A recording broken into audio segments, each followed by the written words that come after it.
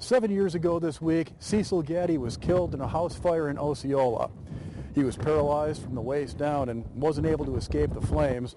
Fire investigators quickly ruled it an accident, but there's more to this story. Growing up, Cecil Gaddy was a very normal, happy kid who enjoyed spending time with family and friends in his hometown of Osceola. But his life changed dramatically when he was 16. Cecil was in a car accident that left him paralyzed from the waist down. After that, he began hanging out with the wrong people, offering them drugs and money in exchange for their friendship. Cecil's sister, Alicia, lives in Phoenix now. She remembers her brother's friends as a bunch of leeches.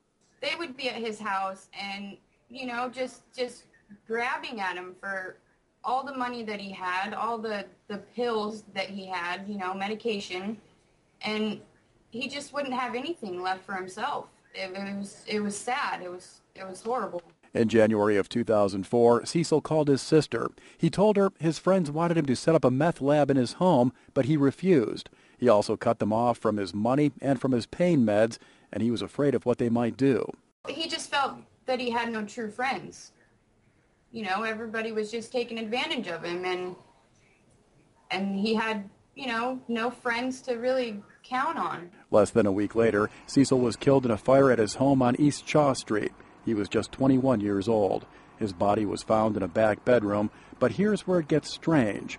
His wheelchair was in the front yard, several feet from the house. How did he get from the chair all the way across the snow-covered yard to the house? Alicia remembers getting the news that her brother was trapped in the blaze and rushed over. The house was on fire. They're still trying to put it out. And the wheelchair was outside, so... And it was kind of a blur, I guess. Had he ever, at any point, left the chair outside and dragged himself across the snow and into the house? No, he just wouldn't do that, and that's why I think it is so strange. To me, it's just common sense that it wasn't an accident. The State Fire Marshal's report indicates Mr. Gaddy's wheelchair was observed outside the home's front door. The ground surrounding the home was covered with deep snow averaging 8 inches. So why would Cecil crawl through 8 inches of snow to get to his home when he had a ramp that he always used? We asked Osceola Police Chief Marty Duffus, who did not work for the police department at the time of the fire.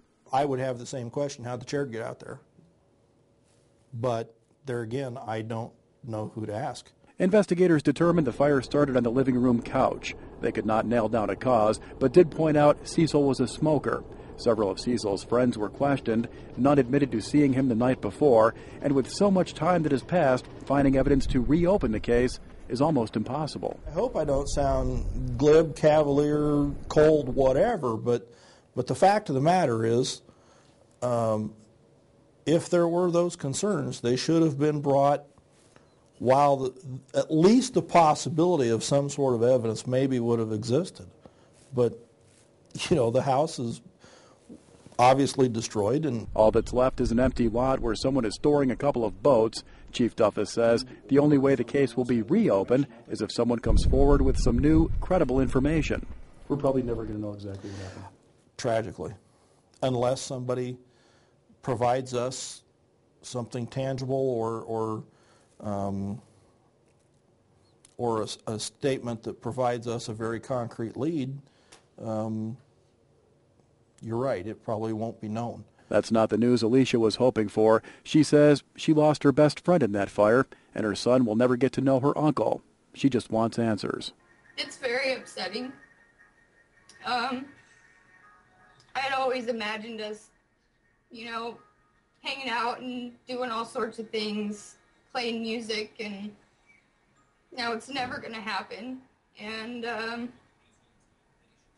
it's just really upsetting.